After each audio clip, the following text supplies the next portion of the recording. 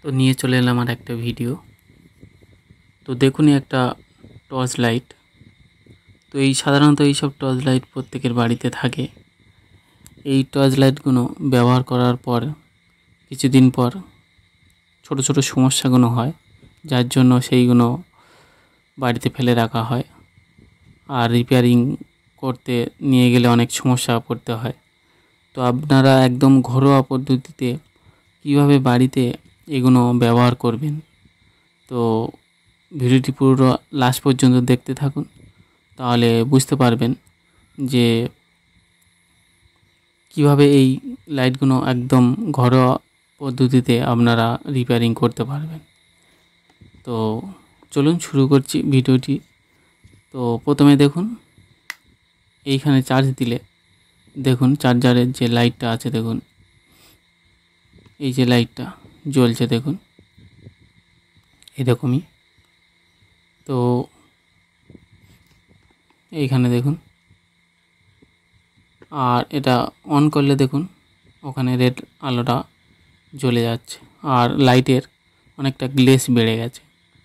কিন্তু চার্জার খুলে নিলে দেখুন, এই দেখুন জ্যোতি একদম কমে গেছে, আর লাইটের চার্জের সিগন্যালটাও চেঞ্জ হয়ে গেছে। তো এই সমস্যাগুলো এরকমই লাইটে হয়।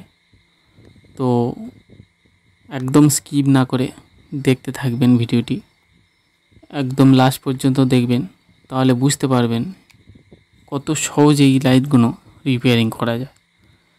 আর এই সহজ কাজটি না করে এই লাইটগুলো বাদ দেওয়া হয়।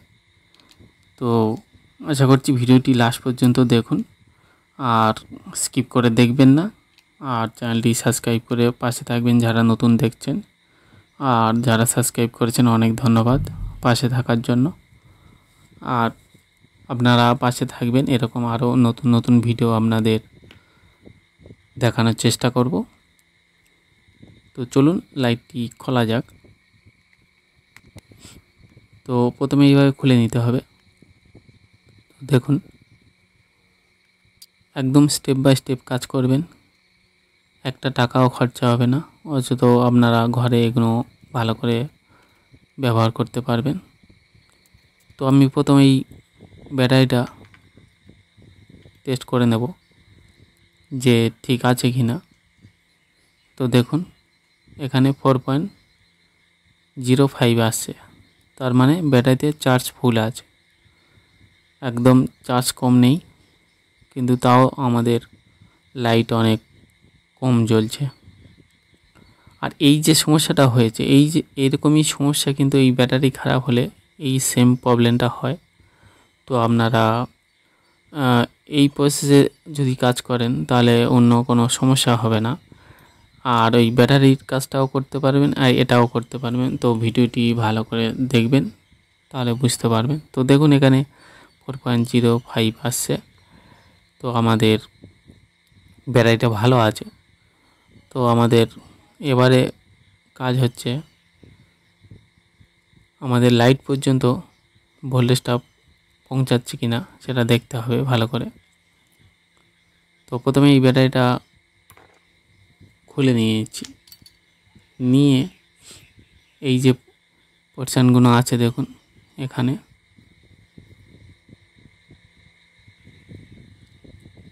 এইখানে আপনারা একটি এরকমই যে তেল আছে, এই যে তেল দিয়ে আপনারা কি করবেন। তো এটা থিনার তেল, মোবাইল বা কোনো সার্কিট বোর্ডের ওয়াশ করা এগুলো হয়। তো আপনারা যদি না আপনাদের হাতের কাছে এইসব তেল থাকে, তো আপনারা এখানে কেরোসিন তেল ইউজ করতে পারেন। তো এই বোর্ডটা দেখুন অনেকটা ধুলো পড়ে গেছিলো, ময়লা পড়ে গেছিলো, যার জন্য এই বোর্ডের অনেকটা সমস্যা হয়ে গেছে। তো আমরা এইটা পরিষ্কার করে দেখব যে আমাদের সার্কিটটা ঠিকঠাক চলে কি না। তো এরকমই সার্কিটও পাওয়া যায় বাজারে কিনতে। তো আমি এই লাইটের কাজ করেছি, অনেকগুলো আমার চ্যানেলে ভিডিও আছে। তো অনেক দাদাভাইরা বলেছে এরকম লাইটের দাম বেশি বা অনেক কিছু সারাতে অনেক খরচা হয়ে যায়। তো আপনারা এগুলো খিচখিচ যদি অনলাইনে কেনেন, সেখানে অনেক দাম বেশি হয়ে যায়। তো আপনারা চেষ্টা করবেন এরকম ইলেকট্রিক দোকানে এইগুলো খোঁজ করবেন, আশেপাশে কোনো ইলেকট্রিক দোকানে, তো সেখান থেকে অনেকটা কম টাকায় পেয়ে যাবেন। আর এগুলো অনলাইনে কিনতে গেলে একটু অনেক সময় দাম কম বেশি হয়ে যায়, সেই সমস্যায় পড়তে হয়। তো চেষ্টা করবেন আশেপাশে ইলেকট্রিক দোকান থেকে কিনতে, তো সেখান থেকে অনেকটা পেয়ে যাবেন, সাশ্রয় পেয়ে যাবেন।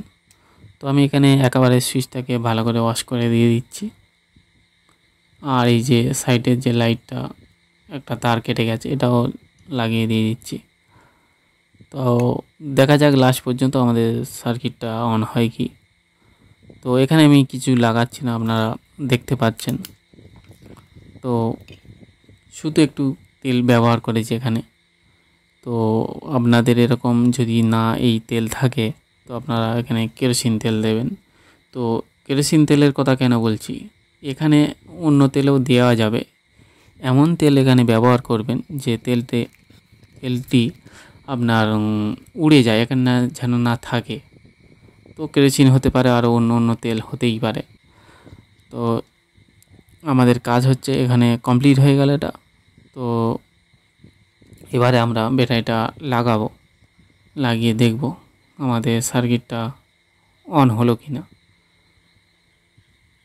তো এটা লাগানো হয়ে গেল, এবারে আমরা টেস্ট করব। তো দেখুন ব্যাক লাইটটা জ্বলছে, কোনো সমস্যা নেই, ভালো পাওয়ারে জ্বলছে। তো এবারে সামনের যে লাইটটা আছে সেটা দেখব। তো দেখুন কত সুন্দর পরিষ্কার, একদম নতুনের মতন গ্লেজ আসছে। তো দেখুন এখানে আর কোনো সমস্যা নেই। আর চার্জের যে সমস্যাটা হচ্ছিল, তো সেটা আমরা দেখিয়ে দিচ্ছি, একটু ধৈর্য ধরে ভিডিওটি দেখবেন, তাহলে বুঝতে পারবেন। তো আমরা এবারে লাইটটি লাগিয়ে দিই, দিয়ে আমরা দেখছি। তো এইভাবে যদি আপনারা ঘরে এইগুলো ব্যবহার করেন আর এইভাবে কাজটা করেন, তাহলে অনেকটা সাকসেস পেয়ে যাবেন। আর এগুলো ফেলে দিতে হবে না, চলবে অনেক দিন, বছরের পর বছর কোনো সমস্যা হবে না।